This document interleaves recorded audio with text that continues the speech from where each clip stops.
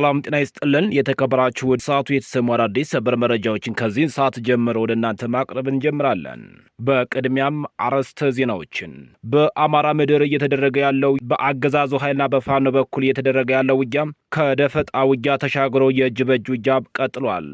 ፋኖ ቁልፍ ስትራቴጂካዊ ቦታን በቁጥጥር ስር ማዋሉ ተነግሯል። የብልጽግናው አገዛዝ የአማራን አርሶ አደር በረሃብና በድህነት ለማንበርከክ ሴራ በወገዲ ተጠናክሮ መቀጠሉ ተነገረም። የደጋው መብረቅ ኮር በአንሻ ሰይድ ክፍለ ጦር በመቄት ወረዳ በሁለት ግንባር የአገዛዙ ሰራዊት በደፈጣና የእጅ በእጅ ውጊያ በማድረግ ታላቅ ድል መጎናጸፉን አስታወቀም። በዘመቻ አርበኛ ማንዴላ እያዩ ገደብዬ ከተማ የነበረው የብልጽግናው ሰራዊት ላይ ድባቅ መመታቱ ተነግሯል።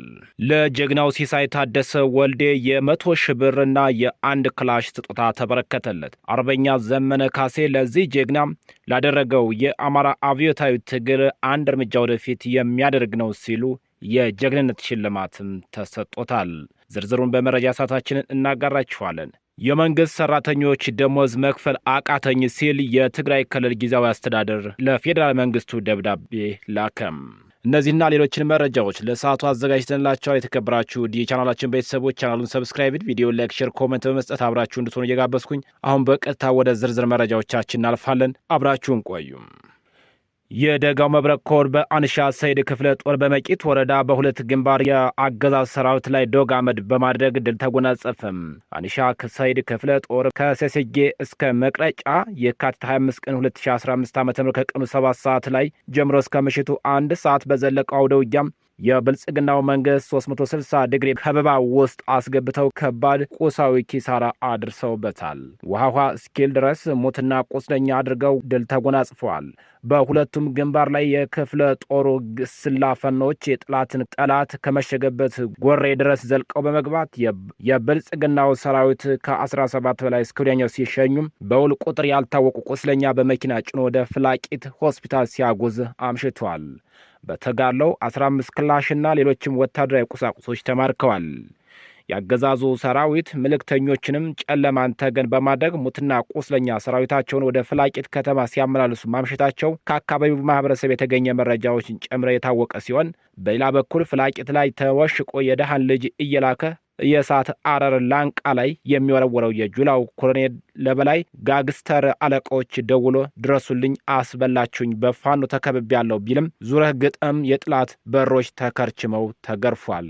የብልጽግናው ሰራዊት የአማራን አርሶ አደር በረሃብና በድህነት የማንበርከክ ሴራ በወገዲ ተጠናክሮ ቀጥሏል። የብልጽግናው ጸረ አማራ ቡድን የአማራን ሕዝብ ትጥቅ አስፈትቼ አንበረክ ካለሁ በሚል የጀመረው የሴራ ተስፋ አድማሱን አስፍቶ ወደ ዘር ማጥፋት በተጨማሪም ደግሞ ወደ ንብረት ውድመትና ዘረፋ ተሸጋግረዋል።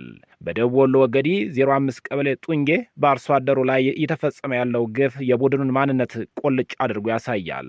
የአቶ ጀማል አህመድ ጥሪት የሆነውን 2 ወፍጮ ተዘርፎና ወድሟል። የሚገርመው ግፍ ሆነ እህልን ከአፈርና ከአሸዋ ጋር መቀላቀላቸው ነው። ይህ በቀጥታ ካልረባችሁ አትገዙም የሚል ያገዛዙ መልእክት ነው። በአንዲት ክበድ ላምና በሬ ሰርቀው መሄዳቸው ሳያንስ ቤታቸውን እንዳልነበር አድርገውባቸዋል። በጎርጂ ቀጠናም ህዝቡ ራሱን የሚከላከልበት የግል ንብረቱን 63 መሳሪያዎችን ነጥቀዋል። ይህ በግልጽ የታወጀ የዘር ማጥፋት አካል ነው። አርሶ አደሩን ሀብት አልባ በማድረግ የዕለት ጉርሱን በማሳጣትና መከላከያ መሳሪያውን በመንጠቅ ለጠላት አሳልፎ ለመስጠት የሚደረግ ስልታዊ ጥቃት ነው። ይህ ግፍ በዝምታ ሊታለፍ አይገባም። ዛሬ በጀማል አህመድ ላይ የደረሰው ነገር በሁላችም ደጅ መድረሱ አይቀርምና ሁሉም የአማራ ራሱን ከፍጹም ጥፋት ይከላከል ዘንድ ዛሬም ጊዜው አረፈደምና ከፋኖ ጋር ይሰለፍ የዘውትር መልእክታችን ነው። ሚኒሊክ እዝ ልጅ ኢያሱ ኮር ከህልውናው ትግል ጎን ለጎን ለማህበረሰቡ አገልግሎት የሚውል የመንገድ ስራም እየሰራም ይገኛል። የአማራ ፋኖ ብሔራዊ ንቅናቄ ልጅ ኢያሱ ኮር 24ኛ ክፍለ ጦር ከህልውናው ትግል ጎን ለጎን ለአካባቢው ማህበረሰብ የልማት ስራዎችን እያከናወነም ይገኛል። ህዝቡም ፋኖ እየሰጠው ላለው አገልግሎትና የልማት የመንገድ ጠረጋ ጎን ለጎን አብሮ እያገዘና በልማት ስራው እጅግ በጣም ደስተኛ ሆነው የበኩላቸውን አስተዋጽኦ እያደረጉም ይገኛሉ። የአማራ ህዝብ መሰረተ ልማት እንዳያለማ መንገድ፣ መብራት፣ ውሃና መሳሰሉ አገልግሎቶች እንዳያገኝ ተደርጓል።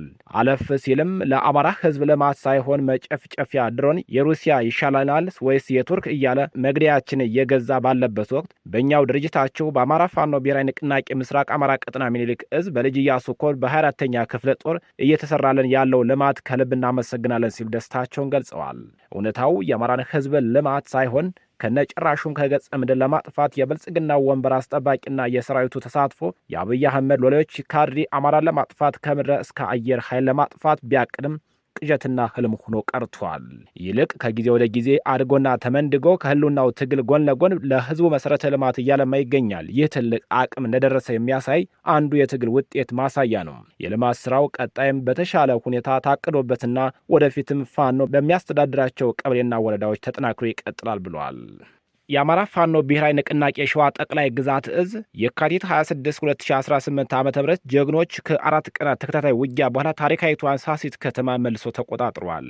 ከመንዝ ሙላሌ በ14 ኪሎ ሜትር ከሰላ ድንጋይና ከጣርማበር በ3 መኪና እንዲሁም ከሰላ ድንጋይ አንድ ተጨማሪ መኪና ባንዳ ሚኒሻ በአጠቃላይ 16 መኪና አየር ወለድ ኮማንዶ አንድ መኪና ሚሊሻና አንድ ዙ 23 አየር መቃወሚያ በመያዝ ዘረፋና አፈሳን አልሞ ወደ ጀግኖች ቀይ ሳሲት ያቀናው የጠላት ኃይል በጀግኖቹ ሸዋ ጠቅላይ ግዛት እዝ በአጼ አምደ ጽዮን ኮር ክፍለ ጦሮች በተከታታይ ለ4 ቀን ሲቀጠቀጥ ከርሞ ሰንብቶም የካቲት 26 ቀን 2018 ዓ.ም በወንዶች ክንድ ሳሲት ከተማን እንዲለቅ ተደርጓል። በዚያ አስደማሚ ውጊያ ላይ የአጼ አምደ ጽዮን ኮር ክፍለ ጦሮች ጀብደኛው ራምቦ ክፍለ ጦር፣ ጀግናው 7 ለ70 ክፍለ ጦርና የአጼ ምኒልክ ክፍለ ጦር ሻለቆች የኮር ቃኝ እንዲሁም ተጉለት ላይ ጥልቅ የውጊያ ዝና በእጃቸው የጻፉት አርበኞች ፋኖ ጦር የንጉሥ ሳህል ስላሴ ክፍለ ጦር ተዋጊዎች በጋራ የጠላትን አየር ወለድ ኮማንዶ በሳሲት ዙሪያ በመክበብ የተጠናከረና እረፍት የለሽ ውጊያ በመክፈት በጠላት ላይ ከፍተኛ ሰብአዊ ኪሳራ ማድረስ ተችሏል። በዚህ የጀግኖቹ ጠንካራና የተናበበ ጥቃት ጠላት ከ72 በላይ ኃይሉ ቁስለኛ ሲሆን 2 ሚኒሻን ጨምሮ ከ44 በላይ አየር ወለድ ኮማንዶች ደግሞ በጀግኖች ጥይት እስከ ወዲያኛው ተሸኝተዋል። በጀግኖቹ ከበባ የተቆረጠው ኃይል ለማውጣት ጠላት አንድ ተጨማሪ አየር መቃወሚያ ቢያስመጣም ውጊያ ከጀመሩ የማይመለሱ ጀግኖቹ የራምቦ ክፍለ ጦር ተዋጊዎች ዛሬ ጠዋት ጀምረው እስከ ሰላ ድንጋይ ድረስ እየተከተሉ ያገዛዙን አየር ወለድ ኮማንዶ በገበሬው ማሳ ላይ አስተኝተውታል። አንበሶቹ ዛሬ ለወገን አስደማሚ የሆነ ለጠላት ደግሞ እጅጉን ግራ የሚያጋባ ውጊያ በማድረግ ታሪካዊቷን ሳሲት ከተማን ድጋሜ መቆጣጠር ችለዋል። ለጀግናው ሲሳይ ታደሰ ወልዴ የ100,000 ብርና 1 ክላሽ ስጦታ ዘመነ ካሴ ያበረከተለት። የአማራ ህዝብ አብዮታዊ ከተጀመረ ጀምሮ ላለፉት 3 ዓመት እንደ ህዝብ እያስመዘገብነው ባለው አኩሪ ድል መካከል እጅን ባፍ የሚያስጭን ልዩ ጀብድ እየፈጸመ ጎልተው የሚታዩ በታሪክና በትውልድ ፊት ሊታወስ የሚችሉ ታሪክ የሰሩ በርካታ ተናጥላዊ ጀግኖች እንዳሉም በዘመናችን ለማየት በቅተናል። ከነዚህ ጀግኖች መካከል አንተም የካቲት 17 ቀን 2018 ዓ.ም ከነበርክበት የጠላት 25ኛ ክፍለ ጦር ካምፕ ውስጥ 3 የአርመኔው አገዛዝ አባላት በመምታት 4 ክላሽ በመያዝ ልዩነቶችን ጀብድ ፈጽመው የወገንን 54ኛ ክፍለ ጦር ስትቀላቀል ይህ የጀግንነት የክብር ምስጋና ወረቀት ከ50,000 ብር ከማበረታቻ ሽልማት ጋር በአክብሮት ሰጠውታል። በተጨማሪም በክፍለ ጦሩ በኩል የ50,000 ብርና 1 ክላሽ በመስጠት በርታ በማለት በድርጅቱ አመራሮችና በኮሩ ሰብሳቢ ስጦታው ተበርክቶለታል።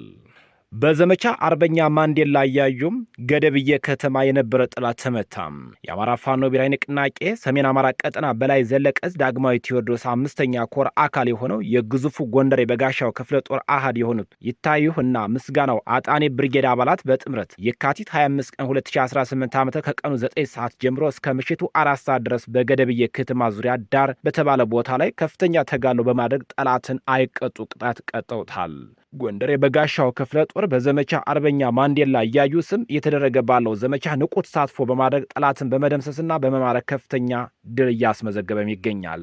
የሁለቱ ብርጌድ ጀግኖቻችን ዛሬ በወሰዱት ኦፕሬሽን በዶግማ ከተማ ለተሰዋብን አርበኛ ደመላሽ ስመኝና ሌሎችም አርበኞች መስዋዕትነት የበቀል እርምጃ ነው ሲል ጠላትን በማደን የሚታወቀው ጎንደር የበጋሻው ክፍለ ጦር ሳይውል ሳያድር ደመላሽነቱን አረጋግጧል። በተደረገ አውደ ውጊያ በጠላት በኩል 7 እስከ ወዲያኛው ሲሸኝ በርካታ ቆስለኛ ደግሞም ወደ ዳባት ሆስፒታል አስገብቷል።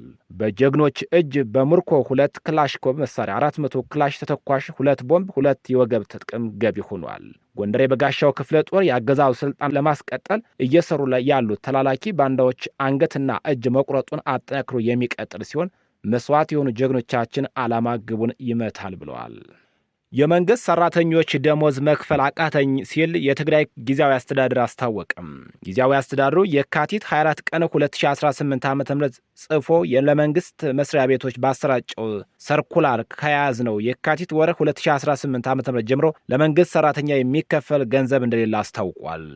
ጊዜያዊ አስተዳደሩ የመንግስት ሰራተኞች ወርሃዊ ደሞዝ መክፈል ያቆመው ከፌዴራል መንግስት በጀት ስላልተለቀቀለት መሆኑን እንደ ምክንያት ጠቅሷል።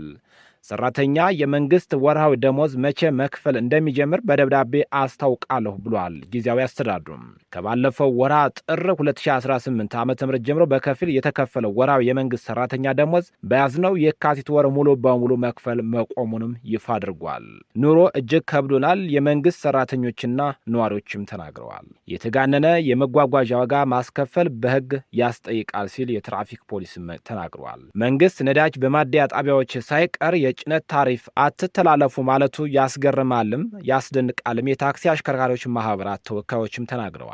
በትግራይ ክልል ብዙ ነገሮች ልክ አለመሆን ከጀመሩ ሰንበትበት ያሉ ቢሆንም በተለይ ከታህሳስ ወር 2018 ዓ.ም እጅግ ውስብስቦች ቀጥለዋል። ከመቀሌ ውጭ በሚገኙ ከተሞች ከታህሳስ ወር 2018 ዓ.ም ከባንኮች መጥፋት የጀመረው የጥሬ ገንዘብ አቅርቦት ካለፈው ወር ጥር አጋማሽ ወዲህ ወደ ትግራይ ዋና ከተማ ዘልቆ የጥሬ ገንዘብ አቅርቦት በባንኮች ሙሉ በሙሉ የለም እስከ ማለት ደርሷል።